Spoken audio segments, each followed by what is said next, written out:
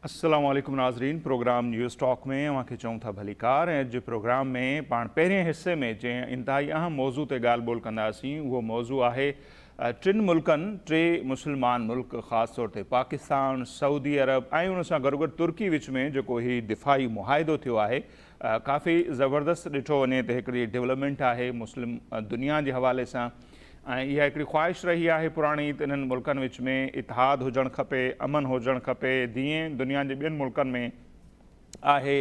NATO जे हवाले सां मिसाल ॾींदा रहिया आहियूं, माज़ी में पाण इस्लामिक नेटो जी बि ॻाल्हियूं थींदी रहियूं आहिनि। सो हिन मुआहिदे जी केतिरी इंपॉर्टेंस आहे, अॼु प्रोग्राम में पाण पहिरें हिसे में उन ते ॻाल्हाईंदासीं। जॾहिं ब्रेक ते ईंदासीं, वापसि ईंदासीं, पाण जेका करंट पॉलिटिकल सिचुएशन आहे पाकिस्तान जी उन ते ॻाल्हि ॿोल कंदासीं। अचूं था पहिरें हिसे ते त GR बलोच साहब जेके आहिनि अॻूणा सफ़ीर आहिनि, दुनिया जे मुख़्तलिफ़ मुल्कनि में पाकिस्तान जी नुमाइंदगी कंदा रहिया आहिनि ऐं हींअर बि हू नुमाइंदगी कंदा ई रहनि था मुख़्तलिफ़ प्लेटफॉर्म्स ते, इंटरनेशनल इशूज़ ते ॾाढो सुठे अंदाज़ में ॻाल्हाइनि बि था, लिखनि बि था। वधीक बलोच साहब सां ॻाल्हि ॿोल कयूं था ऐं उन्हनि खां हिन मुआहिदे जे हवाले सां सम्झण जी कोशिशि कंदासीं। GR बलोच साहब, तमामु घणी महिरबानी साईं, अवां असांखे वक़्तु ॾिनो। बुनियादी थैंक यू सो मच। ऐं बुनियादी सवाल ई मुंहिंजो इहो हूंदो त कीअं था ॾिसो हीउ जेको मके शरीफ़ में हिकिड़ी ज़बरदस्त क़िस्म जी डेवलपमेंट थी आहे। सऊदी अरब में पाकिस्तान जो त ऑलरेडी गुज़िरियल साल सेप्टेंबर में मुआहिदो थियो, पर हाणे तुर्की जेको उन में एड थियो आहे, कीअं था ॾिसो हिन जी इंपॉर्टेंस ऐं हीउ जेको मुआहिदो थियो आहे? सर महिरबानी। मुंहिंजे ख़्याल ही हिकिड़ो ख़्वाबु हो असांजो। मुंहिंजे ख़्याल 2 महीना 3 महीना पहिरें असां डिस्कस बि कयो हुयो ऐं मूं तव्हांखे ॿुधायो पियो त हिकिड़ो आर्टिकल बि मूं छपियो हुयो, ऑल MP5 मिड पावर मुस्लिम 5, उन में इंशाल्लाह 5 बि अची वेंदो। सो हाणे इहा उन जी शुरूआति आहे। इहो संगे बुनियाद पाकिस्तान सऊदी अरब जी डिफेंस पैक्ट सां थियो हो ऐं यही तवक़ा हुई त टर्की, उन खां पोइ इजिप्ट इंशाल्लाह, ऐं hopefully in the due course Iran बि उन में शामिल थींदो ऐं ॿिया मुल्क बि उन में GCC जा जेके आहिनि से बि शामिल थींदा। छाकाणि जो ॾिसो, ईरान ते जेको हमलो थियो इज़राइल ऐं अमेरिका तरफ़ां, ऐं जंहिं तरह सां बेगुनाह इन में फ़लस्तीननि खे मारियो पियो वञे अञा ताईं लबनान में इज़राइल तरफ़ां, त ईअं लॻे पियो त जहिड़ो गॾु मुस्लमान सिंधी लफ़्ज़ में चवंदो नंढिकड़ा थी विया हुआ। असां पंहिंजी हिफ़ाज़त, पंहिंजी सिक्योरिटी धारियुनि जे हथ में ॾेई छॾी हुई। त मूंखे लॻे थो हीउ तारीख़ी लम्हो आहे। ऐं पाकिस्तान जो छाकाणि जो मां I been in the ministry of foreign affairs, त इहो असांजो ॾहाकनि जो जेको आहे सो ड्रीम हो त ईअं का अहिड़ी नेटो स्टाइल ठाहे। सभु माण्हू खिलंदा हुआ त मुस्लमान कॾहिं कठा थी ई कोन था सघनि पिया। दैट वाज़ द परसेप्शन ऑफ एवरीवन। इन करे इनखे ड्रीम खे फॉलो ई न कजे। लेकिन अल्हम्दुलिल्लाह there is somebody, I am pretty sure, ऐं आई थिंक मूंखे आर नाहे नाले वठण में, हालात बि आहिनि, लेकिन जेके लीडर्स आहिनि टई हिन वक़्तु जेके हींअर साइन पिया कनि या 4, उन में डेफिनेटली असां field marshal Asim Munir, prime minister Shahbaz Sharif, MBS prince and prime minister of Saudi Arabia, and of course most of all president of Turkey mister Erdogan, जेको आहे he has that leadership, he has that vision, जेको कंहिं ज़माने में जॾहिं OIC ठहियो पिए, जीअं शाह फैसल जो हुयो, साॻी तरह सां ख़ुशी जी ॻाल्हि आहे त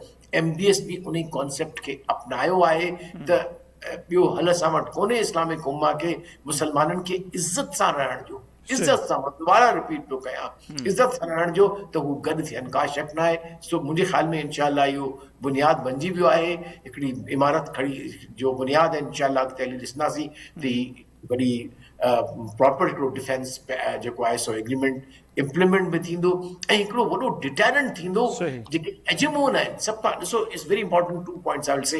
हीअं छा थियो त जॾहिं जेको ग्लोबल ऑर्डर टुटी फुटी पियो वञे, त जेके अहिड़ा नवां मुल्क, इंडिया जहिड़ा, इज़राइल जहिड़ा ऐं कुझु ॿिया जेके एंटी मुसलमान जो फ्रंट ठाहे चुका आहिनि, सो Muslims were facing a civilizational threat. And मुझे ख्याल में this is the correct response to that civilizational threat to the Muslims. जी। ऐं उहो थ्रेट अव्हांखे लॻे पियो त उनखे रोकण में, नाकाम बणाइण में ही जेको इतिहाद हूंदो, उनजो वॾो किरदारु हूंदो? कोई शक न आहे। That is what it is. It is symbolic, it is tangible, it is strategic, it is historical, it is futuristic. इन्हनि 4-5 खे माण्हू डिस्कस करे सघे थो, लेकिन इहो ई हूंदो आहे त जॾहिं स्टेट्समैन फ़ैसिलो कंदा आहिनि अॼु इन जो इम्प्लीकेशंस अॻिते हली थींदियूं आहिनि। मूंखे यादि थो पए त यूरोपियन यूनियन जेका शुरू थी हुई कंहिं ज़माने में कस्टम यूनियन हुई, पोइ स्टील यूनियन थी, तंहिंखां पोइ इन शेप में आहे। साॻी तरह नेटो बि started with I think 7 or 8 countries, आज 23 या 25 कंट्रीज़ आहिनि हुन जे अंदरि। तो एग्ज़ैक्टली ईअं थींदो आहे त तव्हांखे जेका ही बेसिकली आहे ईंदड़ मुसलमान जे नस्लनि खे, यूथ खे महफ़ूज़ बनाइण, त हू अहिड़े हेजेमोन जी जो ब्लैकमेल में न अचनि जीअं नेतन्याहू आई, उनजे अचण वारी नस्ल जेका उनखे हू वधीक नस्ल परस्त था बनाइनि। You know the biggest problem जेको असां कॾहिं कोन घणो डिस्कस कयूं था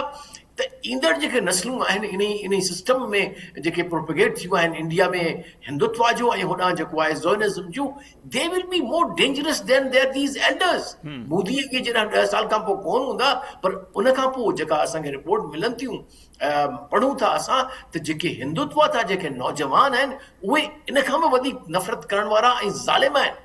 इहे ई उहे आहिनि जेके नालो वठी उनखे लिंचिंग पिया कनि मुसलमाननि खे हिंदुस्तान में। साॻी तरह सां उहे ई सेटर्स आहिनि, you will see the settlers जा वीडियो, सभु यूथ आहिनि 18 सालनि जा, 20 सालनि जा। Imagine when they will become, they will have the power completely. So I think it's very, एक तारीखी फैसलो आहे, तारीखी लम्हो आहे, फ़ख्र जो मक़ाम आहे। इंशाअल्लाह this will be a successful alliance। ऐं जेके दुश्मन आहिनि इस्लाम जा, जेके दुश्मन आहिनि मुसलमाननि जी as a identity, as a civilisation, उन्हनि खे हिकिड़ो बिल्कुलु क्लियर पैगाम हलियो वियो आहे। ऐं इंशाअल्लाह वी विल सी त कंहिं तरह सां ही अञा बहितर थींदो। सही, त इहो मुंहिंजे ज़हन में सवाल हो, पर मां चयो पिया जेके मुसलमाननि जा दुश्मन आहिनि उन्हनि जे लाइ त ही इतिहाद बेसिकली जेकॾहिं मां सिधनि लफ़्ज़नि में सम्झणु चाहियां, तव्हांजे ख़्याल में कंहिंजे ख़िलाफ़ आहे या कंहिंखे हिकिड़ो मैसेज आहे? जीअं शुरूआति में मां इज़राइल जो नालो पे खयो, उन हमला पे कया, उन्हनि हिकिड़ो स्ट्रॉन्ग पैगाम आहे, या जेके बि हाणे मुस्लिम दुनिया ॾांहुं या ख़ासि तौर ते इन्हनि मुल्कनि ॾांहुं ख़तरे जी नज़र सां ॾिसनि था, उन्हनि खे पैगाम आहे? डेफिनेटली मुसलमाननि खे जेके इस्लामोफोबिया जा जेके जो हिकिड़ो आर्टिफिशियल जेको आहे ठहियलु नैरेटिव, उनखे वरी पोइ ऑपरेशनलाइज़ कनि था। ऐं इहे ई ॿ मुल्क आहिनि जेके एपी सेंटर्स आहिनि इस्लामिक फोबिया जा। उहे रिस्पेक्ट नथा कनि मुसलमाननि जी, मुसलमाननि खे हिकिड़ी डिस्पोजेबल, ख़ैर इज़राइली त हद खां वधी विया आहिनि, हू त चवंदा दे आर एनिमल्स, पैलेस्टीनियन खे चवंदा। साॻी तरह जेके हिंदुत्व वारा इंडियन आहिनि, that they are not human beings. You see what, इहे जेके फैशिस ऐं जेके अपार्थाइड में जेके बिलीव कनि था, उहे सभ खां पहिरीं माण्हुनि खे डीह्यूमनाइज़ कंदा आहिनि। This is what happened, the way even this happened with Iran. अञा बि चयो वञे थो जेके ईरान सां विढ़ण वारियूं आहिनि पावर, उन लीडर्स अजीब ग़रीब क़िस्म जा जेके जुमिला हणनि था ईरान ते या ईरान जे माण्हुनि ते, you know they are demeaning, they are disrespectful not to Iran but to the Muslim civilization. In my view, that is how I read them. अच्छा बलू साहब, असां जेका हींअर ताईं ॾिठी आहे सूरत हाल, त ईअं थियो आहे त मुल्कनि जा हिकिड़ा पंहिंजा मफ़ाद हूंदा आहिनि, इस्लामी बिरादर्स ॿियूं टियूं ॾाढी सुठियूं ॻाल्हियूं आहिनि ज़बरदस्त, पर पाण ईअं ॾिठो आहे त फ़लस्तीन में जेको कुझु थींदो रहियो, ही 57 मुस्लमान मुल्क, को ख़ासि रिएक्शन कोन आयो। त अहिड़े इतिहाद मां छा उमेदु कजे त फ्यूचर में जेकॾहिं इन्हनि 3 मुल्कनि खां ॿाहिरि कंहिं मुल्क सां ज़्यादती जेकॾहिं थिए थी, जीअं फ़लस्तीन में थींदी रही, गज़ा में जेको कुझु थियो, त छा उनमें बि ही किरदारु अदा कंदो इतिहाद? ॾिसो छा हूंदो आहे त ज़रूरी कोन्हे तव्हां काइनेटिकली इंटरफेयर कयो। व्हाट हैपन्स इट, त मां थियोरेटिकल आहे इहो जो कुझु मां चवां पियो थो, छाकाणि जो मां डिप्लोमेसी में रहियो आहियां, त जॾहिं अलायंसिस ठहंदा आहिनि, चाहे पॉलिटिकल हुजनि चाहे military is actually a higher niche. त तव्हां पंहिंजो पाण खे डिप्लोमेटिक जेको तव्हांजो असर्टिवनेस आहे, तव्हांजो जेको वेट आहे, उहो वधी वेंदो आहे इंटरनेशनल में। हाणे इमेजिन कयो जेकॾहिं हाणे ख़ुदा न करे दुबारा वरी इज़राइल जेकॾहिं अहिड़ी हिमत करे थो त सभिनी ते जंहिं ते वणे थो मिसाइल उछले, हुनखे 10 दफ़ा सोचणो पवंदो। हाणे हू चवे बि थो त Turkey and Pakistan are my next target after hitting Kuwait and other places. त हाणे इहे लफ़्ज़ हू न चवंदो, छाकाणि हुनखे ख़बर आहे त टर्की बि अकेलो कोन्हे, पाकिस्तान बि अकेलो कोन्हे, सऊदी बि अकेलो कोन्हे, कतर बि अकेलो कोन्हे। ऐं मूंखे तमामु वॾी कवी उमेद आहे त इंशाअल्लाह very soon you will C Qatar also very soon joining ही जेका अलायंस आहे। So I think West Asia में बल्कि इनखे मां जेके लिखियो बि आहे त दिस इज़ ए शिफ्ट आहे यूरो एशिया में। छाकाणि जो टर्की इज़ इन यूरोप, जी राइट? बिल्कुलु, असां ऐं साउथ नेटो जो बि एशिया में इतिहादी। आहियूं, साउथ एशिया में आहियूं, सऊदी अरब वेस्ट एशिया में आहे। So it is a Euro Asian geographical mass आहे। So in a way it is global, इन जो इम्पैक्ट ग्लोबल थींदो, इन जो इम्पैक्ट सिर्फ़ रीजनल मिडल ईस्ट ताईं कोन्हे, हिंदुस्तान ऐं इज़राइल ताईं कोन्हे को। And we should not even say it, असां पंहिंजे डिस्कशन में चई सघूं था, लेकिन it is against any potential threat to the Islam as a civilization. ऐं हिन जो जेको सिंबलिज़म आहे त ही साइन बि थिए पियो मके में, जिते हरमैन शरीफ़ैन आहिनि। ऐं इंशा अल्लाह हाणे हिन खां पोइ अॻिते हली उमेद कई वञे थी जेका लीडरशिप असांजी हूंदी, जेको अवाम उनखे कंदो सपोर्ट, मीडिया हूंदो, थिंक टैंक हूंदा, उहे इन पॉज़िटिव ट्रेजेक्टरी खे मथे रखंदा ऐं हिननि जो एडवांटेज ॾिसंदा। सी व्हाट हैपन, त हाणे जॾहिं एडवांटेज नज़र ईंदो त पोइ ई इन्हनि जी जेका आहे सा कमिटमेंट वधंदी वेंदी। अञा ताईं त हिकिड़ो नोशन आहिनि, अञा बि शक आहिनि असांखे सभिनी खे, because that is a kind of narrative we have been fed. सही। अच्छा सर, तुर्की जे हवाले सां जेकॾहिं ॾिसूं त उहो त इसराइल खे तस्लीम बि करे थो, या पेट्रोल जे हवाले सां बि चवंदो त काफ़ी फैसिलिटेट कंदो रहे थो, उतां खां लाइन वग़ैरह बि वञे थी इसराइल जे लाइ, त हिननि जा रिलेशन या उहो त माज़ी में ॾाढा हिकिड़ा सुठा रहिया आहिनि। त हाणे पोइ इहो छो अहिड़ी स्टेटमेंट ॾियणी थी पवे इसराइल जे अख़्तियारनि खे त नेक्स्ट टारगेट असांजो टर्की हूंदो? पाकिस्तान जे हवाले सां ॻाल्हि सम्झ में अचे थी, टर्की जे हवाले सां छो आख़िर? ॾिसो छा हूंदो आहे त स्टेटमेंट्स बि ईंदियूं आहिनि, पोस्चरिंग बि हूंदी आहे, ऐं पोइ छा आहे इंस्टीट्यूशनल एंड स्टेट लेवल ते बि हिननि जा पंहिंजा। So it's a very complex world. असां हिनखे ब्लैक एंड वाइट में नथा ॾिसी सघूं। ऐं थी सघे थो त इवन हिन अलायंस खां पोइ बि इहो जेको वहिंवार आहे जंहिंसां उहो हलंदो रहे, वी डोंट नो। सुभाणे may be UAE also says कि मां ज्वाइन थो कयां। We cannot tell them कि go away because you have relationship with Israel. No, you can't say that. You have to be pragmatic. So you have to जो दायरो वॾो करणो पवंदो, वधीक जेके इवन उन्हनि जो जेकॾहिं उन जा मुख़्तलिफ़ अप्रोचिस बि आहिनि, त बि उन्हनि खे पंहिंजे तरफ़ वठिणो पवंदो ऐं पाण खे इकठो करणो पवंदो, ताकी सही डिटेरेंस रहे मुसलमान जो। ऐं उहे क़ुवतूं जेके इस्लाम खे, इस्लामिक सिविलाइज़ेशन खे, मुसलमाननि खे हेठों ॾिसणु चाहिनि थियूं, उन्हनि जे ख़िलाफ़ु हिकु आवाज़ थी ॻाल्हायूं ऐं बीहूं। सही। अच्छा बलोच साहब, हींअर ताईं जेको पाण हिन मुआहिदे खे नज़र में रखंदे पाण ॻाल्हायूं पिया इज़राइल ऐं हिंदुस्तान जे तनाज़ुर में, पर हिकिड़ी जेका ॿी सिचुएशन आहे जेके ईरान जे हिमायती याफ़्ता मुख़्तलिफ़ ग्रुप आहिनि, ख़ासि तौर ते यमन जी सूरत हाल ते पाण ॻाल्हायूं, हौज़ी बाग़ी जेके सऊदी अरब ते बार बार ताज़ी सूरत हाल में अटैक कनि था पिया, त किथे ईअं त कोन्ह थींदो जो हीअ गॾिजी करे हौज़िन ते हमला कंदा ऐं हौज़िन ते हमला मतिलबु पोइ ईरान खे तकलीफ़ थींदी, ऐं इहा मुस्लमान मुल्कनि जे अंदरि हिकिड़ी पुराणी मतिलबु साज़िश बि चऊं, ख़्वाहिश बि इसराइल जी आहे, त किथे ईअं त न थींदो जो इतिहाद पंहिंजनि ई माण्हुनि जे ख़िलाफ़ु मतिलबु मुस्लमान मुल्कनि जे ख़िलाफ़ु इस्तेमालु थींदो, या ईरान जे ख़िलाफ़ु फ्यूचर में थी सघे थो? ॾिसो ख़तरा कंहिं बि अलायंस खे लाज़मन हूंदा आहिनि, जेके थ्रेट्स बि हूंदियूं आहिनि ऐं चैलेंजिस बि हूंदियूं आहिनि। इहो चैलेंज आहे at the level of thinking, at the level of, लेकिन मुंहिंजो इहो ख़्यालु आहे त ही डिटेरेंस बज़ाते ख़ुदि इन्हनि हुतीस ते बि असरु रखंदो। तव्हांखे यादि हूंदो जॾहिं हुतीस हमलो कयो सऊदी अरब ते, त पाकिस्तान ॾाढो हिकिड़ो स्ट्रॉन्ग मैसेज मोकिलियो, जेकॾहिं तव्हां असांजे कंहिं जहाज़ खे निशानो बनायो, U will get the response immediately without any reservation. हिकिड़ो बि जहाज़, ॿ जहाज़ असांजा आया, 3 अलाए केतिरा आया, आई रेड इट समवेयर उन बाबुल मंदेब मां, I think about last week, and they did not do that. So हाणे ही जेको अलायंस आहे, अहिड़ी क़िस्म जूं जेके प्रॉक्सी वॉर आहिनि, पोइ कंहिंजूं बि आहिनि, इन्हनि खां होपफुली हिननि जो असरु उन ते थींदो। बट आई होप कि इट विल नेवर हैपन त पंहिंजो पाण में मुसलमाननि में हिक ॿिए जे ख़िलाफ़ु इस्तेमालु थिए alliance. No, hopefully it would not. सही। ऐं इहा ख़्वाहिश बि सभिनी खे हुजणु खपे, दुआ बि त ईअं न थिए, ऐं दुश्मन जी त इहा ख़्वाहिश रही आहे। अच्छा, हाणे अचूं इन ते त पाकिस्तान ऐं भारत जे हवाले सां जेका टेंशन त सदाईं रहे थी, पाण ॾिसूं था त ख़ुदा न ख़ासा जेकॾहिं अहिड़ी सिचुएशन थिए जेका लास्ट ईयर थी, त मूंखे छा थो लॻे त सऊदी अरब ऐं टर्की हाणे जीअं हिन मुआहिदे जी जेका एग्रीमेंट जेको थियो आहे उनजी वर्डिंग बि इहा ई आहे त हिकु मुल्क ते हमिलो, टिनी मुल्कनि ते हमिलो तसवर कयो वेंदो, त पोइ छा थो नज़र अचे? ख़ुदा न करे ईअं थिए, पर जेकॾहिं थिए थो त पोइ भारत जे अगेंस्ट सऊदी अरब ऐं टर्की असांखे नज़र ईंदा उन्हनि ते जवाबु ॾियण जे लाइ?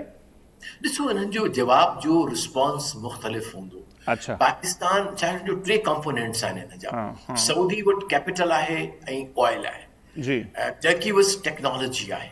पाकिस्तान वटि हिकिड़ी मज़बूत फ़ौज आहे जेका बैटल हार्डन्ड आहे, टेररिज्म सां विड़े थी, ऐं ऑब्वियसली न्यूक्लियर अम्ब्रेला आहे। सो हर एक पंहिंजी पंहिंजे जेको पोटेंशियल आहे उहो खणी सप्लीमेंट कंदो बट ईअं कोन्हे वी शुड नॉट एक्सपेक्ट त असांजी फौज वञी उते कंहिं ॿिए फौज सां ईअं लड़ंदी there will be a cooperation there will be cooperation and collaboration हाणे हमेशह इहो असां तारीख़ में ॾिठो आहे त हर क़ौम खे पंहिंजी आज़ादी बचाइणी पए थी हिकिड़ो में अलायंसिस अचनि था ऐं हाणे जेका टेक्नोलॉजी जेका हाणे जंग थी वई आहे इंटेलिजेंस जी जंग थी वई आहे जेको मां ॾिसां थो उहो कल्ह I will share with U ताकी नौजवाननि खे ख़बर पई चाहे त इन टेक्नोलॉजिकल वॉर में एक्सचेंज ऑफ इंटेलिजेंस आहे सैटेलाइट्स आहिनि इन में स्पेस आहे इलेक्ट्रोमैग्नेटिक वेपन्स आहिनि totally entirely obviously drones and so this new modern way of jaka warfare ahe un mein hi ek be ke complement kanda supplement kanda and hopefully ekdi combined force thi ladanda khuda na khasta ka edo moko ache to सही अच्छा बलोच साहब पाण थोरो जेकॾहिं माज़ी ते वञूं जॾहिं Islamic सरबराही conference थी लाहौर में भुट्टो साहब जे क्वेश्चन सां जेके मुस्लमान मुल्क आया उन ज़माने में जेके हिकिड़ा ख्वाब ॾिठा पिया उनखां पोइ जेको कुझु थियो मुख़्तलिफ़ किरदारनि सां त तमामु घणो लिखियो बि वियो आहे त अमेरिका हुजे या जेके ॿिया दुश्मन मुल्क उहे साज़िशूं कंदा रहिया त ही जेके अहिड़ा इतिहाद थियनि पिया ईअं थो लॻे ॼण उहो इस्लामिक सरबराही कॉन्फ्रेंस में ॾिठल ख्वाब उन्हनि ॾांहुं ॼण असीं वधूं पिया इतिहाद मुस्लमान मुल्कनि जो त इहो उन्हनि मुल्कनि ते केतिरो असरु कंदो उहे इनखे कीअं ॾिसंदा केतिरो बर्दाश्त कंदा या छा थो लॻे केतिरो चांस आहे त हू इन जे ख़िलाफ़ साज़िशूं कनि जीअं माज़ी में कंदा रहिया आहिनि ॾिसो साज़िशूं त हमेशह थींदियूं रहंदियूं हुन में लोकल बि स्पॉइलर हूंदा ॿाहिरियां बि स्पॉइलर हूंदा बल्कि अॼु में ॾिठो पिए मां पंहिंजे मुल्क में बि अहिड़ा नैरो माइंडेड माण्हू आहिनि जेके पंहिंजे सिर्फ़ु पॉलिटिकल पॉइंट स्कोरिंग लाइ हिन खे अंडरमाइन पिया कनि या शक शकूक शुबहात माण्हुनि जे दिलि में विझनि पिया था दैट यू विल फाइंड त उन लाइ पोइ वरी दवा करणी पवंदी ऐं दुआ बि करणी पवंदी लेकिन yes there are threats there are challenges उहे करणा हूंदा लेकिन ही मूंखे कोन थो लॻे त कोई OIC जहिड़ो वॾो हूंदो अलायंस हिन में जेके आहिनि से 3-4 यही मुल्क हूंदा जेके 5 P's जेके मां चवां पियो थो उहे हूंदियूं मुस्लमान पावर्स जेके मिडल पावर्स आहिनि ऐं उनखां पोइ बाक़ी ॿिया जेके आहिनि से they can come under the umbrella they want to लेकिन OIC is much bigger political हिकिड़ी आहे लेकिन हिन में जेको छा थींदो छा आहे त अहिड़े अलायंसिस में देन इंस्टीट्यूशनल बिल्डिंग थी आहे नेटो की तो सर्वाइव करे ठीक है उन्होंने हमला कया लेकिन कमजोर मुल्कन ते कया इराक ते हिकिड़ो हमलो हुयो अफगानिस्तान ते हुयो सो बेसिकली बट नाउ हाणे यूक्रेन में थियो आहे they are not sending their troops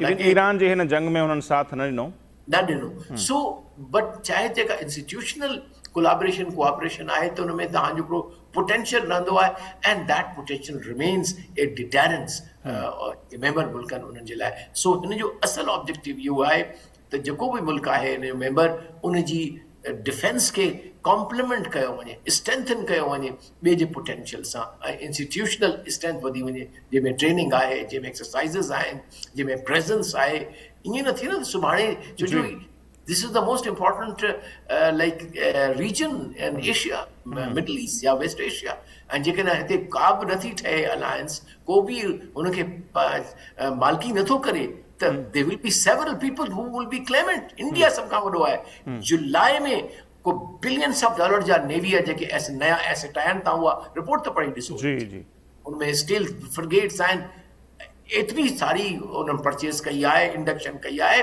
जो overnight they want to become blue sea power तो चवंदा भी रहन था Indian is ours and so forth तो एड़ा हेजमून आहिनि उन्हनि खे वो मैसेज बेहतरीन मिलियो जी बिल्कुल अच्छा बलोच साहब अवां जी मौजूदगी जो फ़ाइदो था वठूं तो हिन मुआहदे से गॾोगॾु असां ईरान वारी सूरत हाल ते भी अवां खां सम्झणु चाहींदासीं कीअं था ॾिसो इहे विच में ख़बरूं भी आयूं त आबना होर्मुज़ जे हवाले सां को फाइनल डील थियणु वञे पई उनखां पोइ इहा जंग रुकिजी वेंदी वरी उहो मुआहदो भी जेको आहे आबना होर्मुज़ जे हवाले सां ईरान ऐं ओमान जे विच में जंहिं ते अमेरिका भी काफ़ी ख़ुशि हो उहो रुकिजी वियो आहे या रोलड़े जो शिकार थी वियो आहे इन खे कीअं था ॾिसो केतिरी उमेद आहे त ईंदड़ कुझु अरसे में उहो थी वञे ऐं थियण खां पोइ मूंखे लॻे पियो त इहा जंग मुकमल तौर ते ख़ात्मे ॾांहुं वेंदी ॾिसो आई थिंक ही जंग हिकु लिहाज़ सां पंहिंजे आख़िरी स्टेज में आहे जिते कॾहिं टेंशन हूंदा कॾहिं न टेंशन हूंदा मुंहिंजी असेसमेंट आहे I may be not right और wrong or somebody can disagree.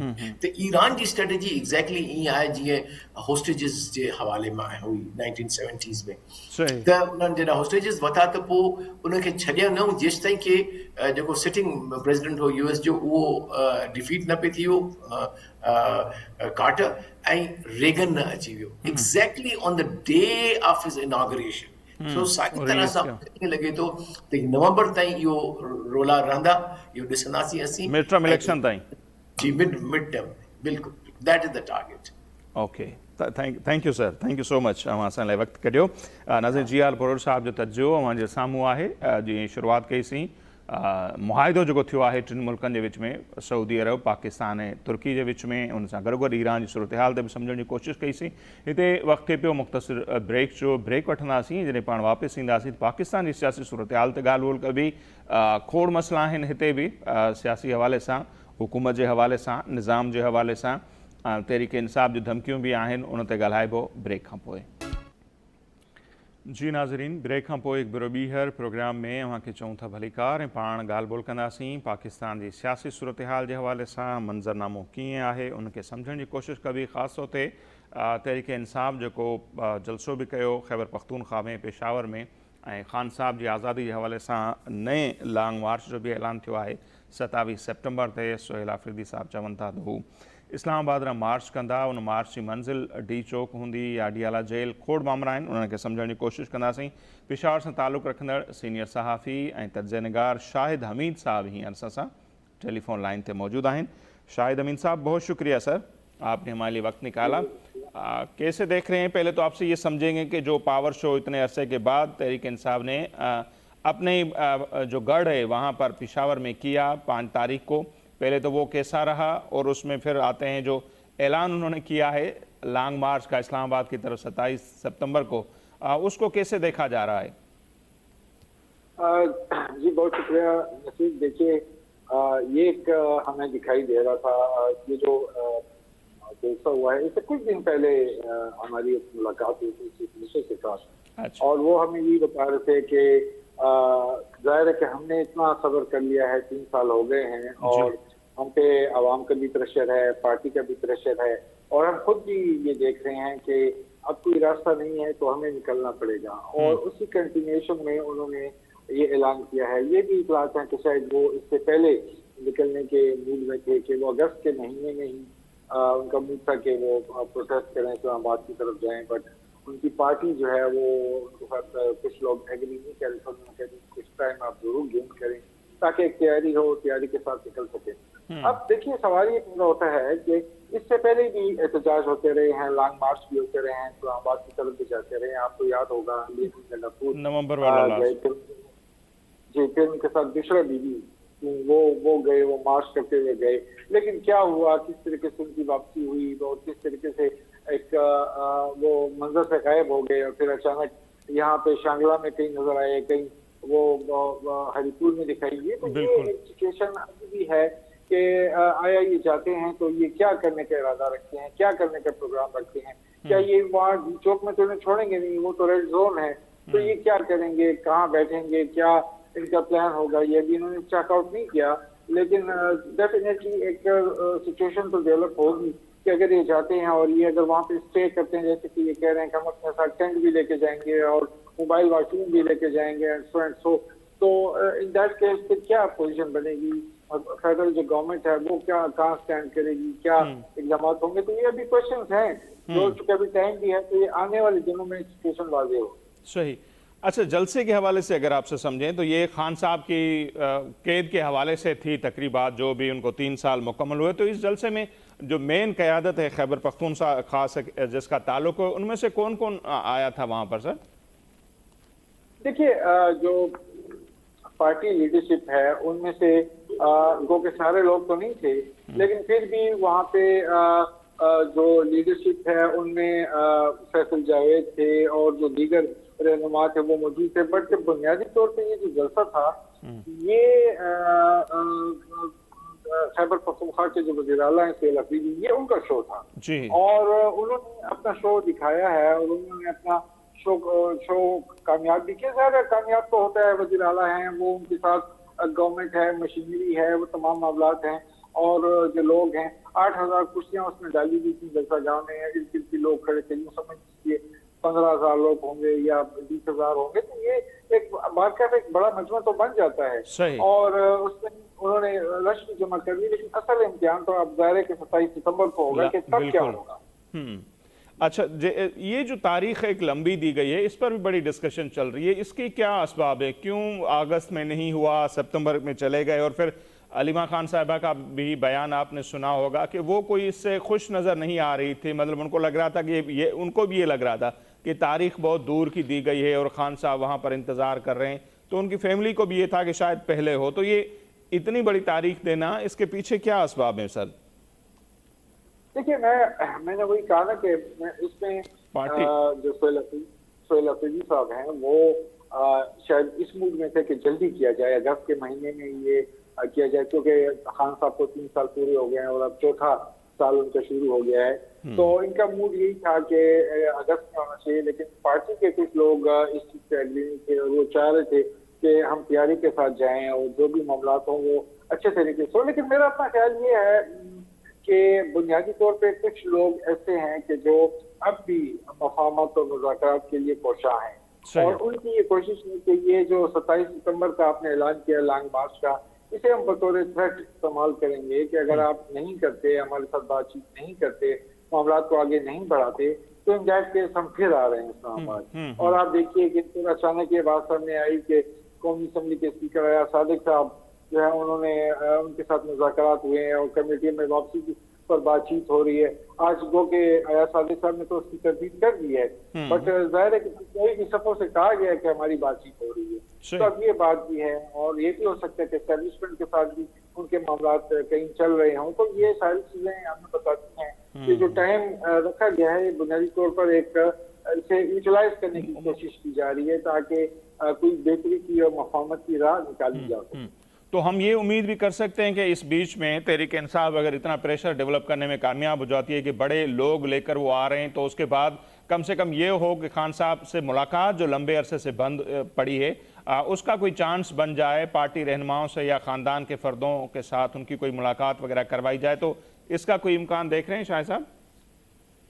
देखिए, सियासत में तो कोई बात नामुमकिन तो नहीं होती बात क्या, और इसमें ये है कि कुछ भी हो सकता है। और बैरिस्टर गौहर और बैरिस्टर सैफ जैसे जो लोग हैं, उन जैसे कुछ और भी लोग हैं जो कोशां हैं इस चीज़ के लिए कि मामलात में कोई बेहतरी लाई जा सके, मफाहमत की जा सके। तो इस बात के इम्कानात हैं कि हो सकता है कोई राह निकल आए, और अगर नहीं भी निकलती तो फिर जाहिर है कि इनके पास भी जो रास्ता है, इन्होंने तो अपना ऐलान कर दिया है, तो वो फिर जाहिर है कि कह सकेंगे कि हमने तो आपको 1.5 माह दिया था, आपने तो कुछ नहीं किया, तो जाहिर है कि फिर हम क्या करते।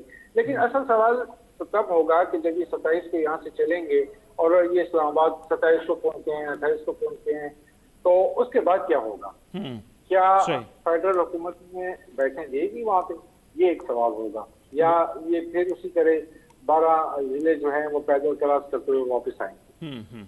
सही। और माजी में तुमने देखा है ऐसे ही हुआ है, और बड़े रास्ते याद हुआ करते थे गंडापुर साहब को। आई डोंट नो कि सोहेल अफरीदी साहब को वो रास्ते हैं पता कि कहाँ से निकल के फिर खैबर पख्तूनख्वा सीएम हाउस कैसे पहुँचना है। बहरहाल आ जाते हैं जो मुल्क की ओवरऑल जो हालात हैं शाहिद साहब, उस पर भी आपका तज्जिया चाहेंगे कि ये जो बातें पहले चली कि सिस्टम कोलैप्स कर चुका है, फिर ये कहा गया कि चार्जशीट है हुकूमत के हवाले से, फिर कल नकवी साहब ने ये जैसे फरमाया कि ये हुकूमत अपनी मुद्दत पूरी करेगी, वज़ीर आज़म भी शहबाज शरीफ साहब भी होंगे, तो आपको क्या लग रहा है जो मुल्क की हालात हैं ओवरऑल अगर हम देखें तो उनको आप कैसे देखते हैं?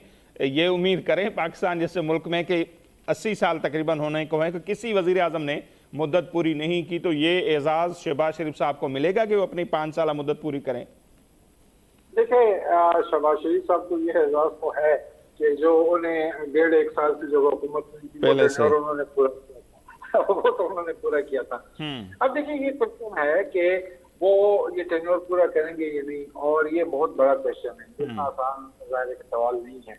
और इस वक्त जो मामला चल रहे हैं, जो पीपल्स पार्टी जिस ट्रैक पर है, वो एक सवाल पैदा करती है। और ये जो आज़ाद कश्मीर के जो इलेक्शन है 10 तारीख का जो मरहला है, जब कंप्लीट होगा उसके बाद के मामला वाज़ेह होंगे कि पीपल्स पार्टी कहाँ स्टैंड करती है। अगर पीपल्स पार्टी समझती है कि इस वक्त एक ऐसी सिचुएशन बन गई है कि उससे सियासी फायदा लिया जा सकता है और वो सियासी फायदा लेना चाहती है, तो फिर जाहिर है कि वो हुकूमत से अलग भी हो सकती है।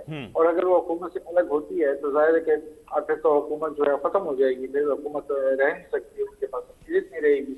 और दूसरी सूरत जो है वो पीपल्स पार्टी और पीटीआई के मिलने की है, जो कि आपको याद ही होगा कि बिलावल भुट्टो साहब ने जब गवर्नमेंट फॉर्मेशन हो रही थी तब भी इस ख्वाहिश का इजहार किया था, लेकिन पीटीआई ने उस वक्त इस चीज को ज्यादा अहमियत नहीं दी, जिसकी वजह से। लेकिन अगर आज की जो पीटीआई है वो ये फैसला करती है कि हम पीपल्स पार्टी के साथ बैठते हैं और हुकूमत बनाते हैं, तो फिर जाहिर है कि शहबाज शरीफ साहब की जो गवर्नमेंट है उसे खतरा जरूर होगा। बाकी रहे मोहसिन नकवी साहब, तो आप जानते ही हैं कि मोहसिन नकवी साहब जो हैं वो बड़ी शख्सियत हैं और बड़े बड़े लोगों तक उनकी पहुंच है, और जाहिर है कि जो सिखों के हवाले से उन्होंने बात की वो भी बड़ी अहम बात की थी, और वो यूं तो नहीं की थी। वो आपको याद होगा कि ये पहली मरतबा तो इमरान खान साहब ने ये बात कही थी, बिल्कुल, अपने दौरे हुकूमत में नए सूबे क्रिएट करने की, डिवीजन लेवल पर, हाँ, मजीद सूबे कायम करने की। और अभी भी मेरी नजर से तो एक पूरा ड्राफ्ट गुजरा है कि जिसमें पूरा सदारती निजाम के हवाले से पूरा सेटअप रखा गया है, नए सूबे और उसमें क्या सेटअप होगा। तो अगर इस तरह की कोई चीज, वो ड्राफ्ट जो आपकी नजर से गुजरा है सर, वो किसकी तरफ से बनाया गया है? सर आई डोंट नो, मुझे कहीं से शेयर किया गया है, कहीं से मेरे पास आया, तो वो मैं देख रहा था, पढ़ रहा था। तो वो तो यूँ समझिए कि पूरा एक नया आइन लिखा गया है। अच्छा। वो तो आप यूँ समझ लीजिए कि 1973 के आइन को बदल के आप सदारती निजाम ला रहे हैं, और उस निजाम के तहत ऊपर जो है जो छोटे छोटे सूबों के वज़राए-ए-आला होंगे वो फेडरल कैबिनेट कैसे होंगे, फिर नीचे जिली हुकूमतें होंगी, और ऊपर क्या सेटअप होगा, और सकल जो है वो उसके पास इख्तियारात होंगे। तो वो तो उस तरह की चीजें हैं सारी, लेकिन वो तो जाहिर है कि अभी उनका मेरे ख्याल में टाइम नहीं है, और जब वो टाइम आएगा तो पता चलेगा। लेकिन सरेदस्त में ये दिखाई दे रहा है कि पीपल्स पार्टी कहाँ स्टैंड करती है। मेरे ख्याल में इस वक्त तुरप का पता है वो पीपल्स पार्टी के हाथ में है। अगर पीपल्स पार्टी अलग हो जाती है तो फिर शहबाज हुकूमत जो है वो तो कायम नहीं रह पाएगी। सही।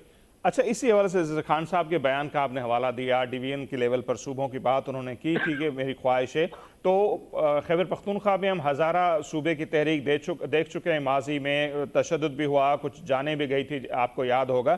तो तहरीक इंसाफ क्या लगता है अभी, जैसे गौहर खान साहब की भी स्टेटमेंट आई, वो सपोर्ट भी कर रहे हैं, तो क्या वो हज़ारा सूबे के लिए एग्री होंगे सर?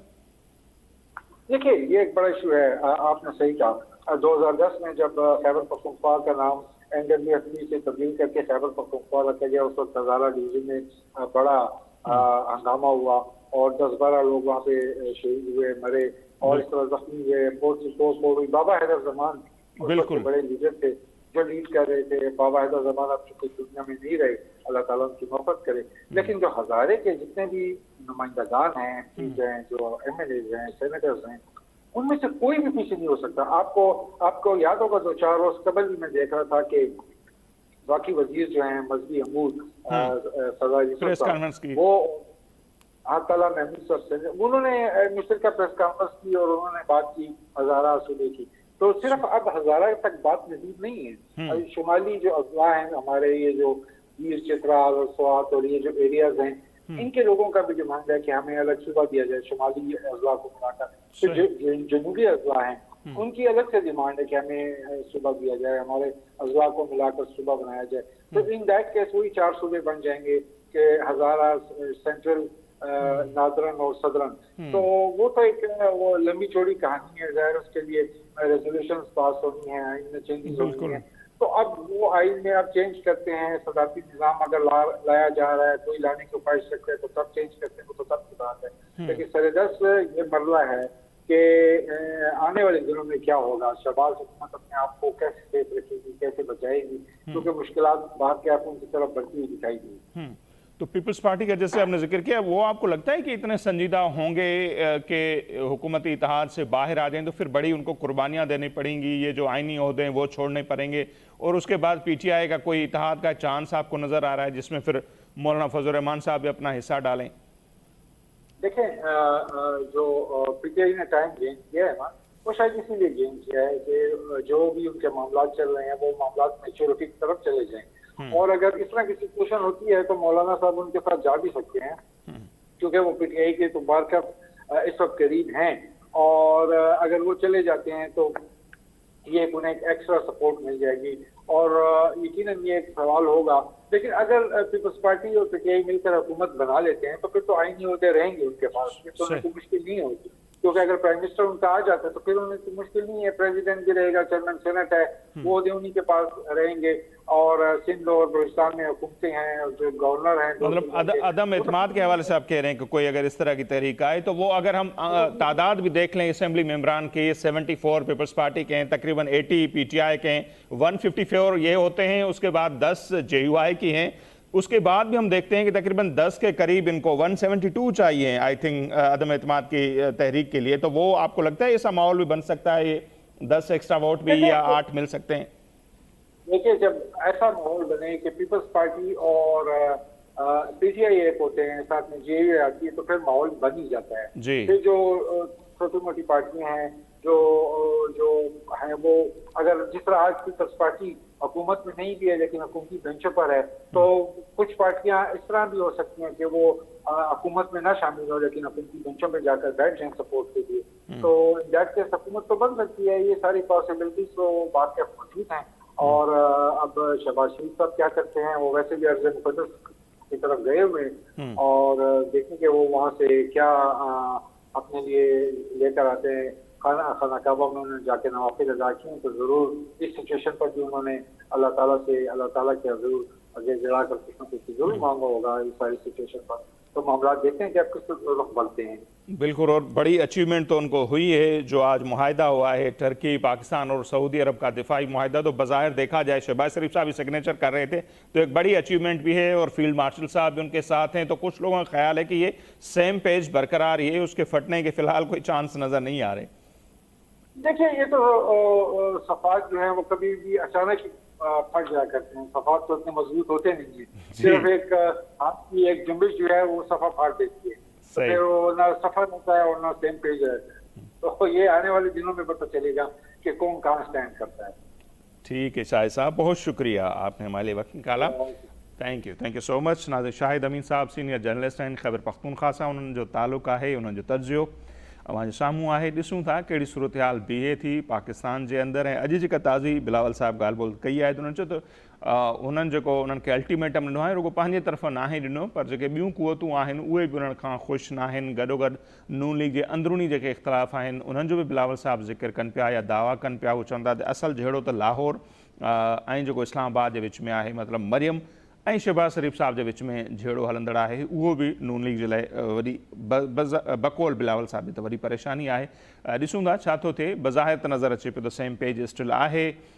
नक़वी साहब जे लाइ को बयानु न ॾियणु नून लीग जो, वरी नक़वी साहब जी वज़ाहत करणु ॿिए ॾींहं जी, त हुन ओवरऑल निज़ाम जी ॻाल्हि कई, रुॻो मौजूदा निज़ाम जी ॻाल्हि न कई। उनखां पोइ सऊदी अरब जो दौरो, अॼु जो कोई अहम मुआहिदो थियो आहे, सो छा थो थियो ऐं उन ते पाण ॻाल्हाईंदासीं। जीअं बार बार पाण चवंदा आहियूं पाकिस्तान मुमकिनात जो देश आहे ऐं हिते हर शइ मुमकिन आहे, कुझु बि थी सघे थो, कंहिं वक़्तु बि थी सघे थो। सो इन करे का ॻाल्हि एॾी अथेंटिक अंदाज़ सां नथी चई सघिजे। बहरहाल अॼु प्रोग्राम जो टाइम नाज़रीन ते पुॼाणींदे थो पहुचे। असांजी इजाज़त, अलाह निगहबान।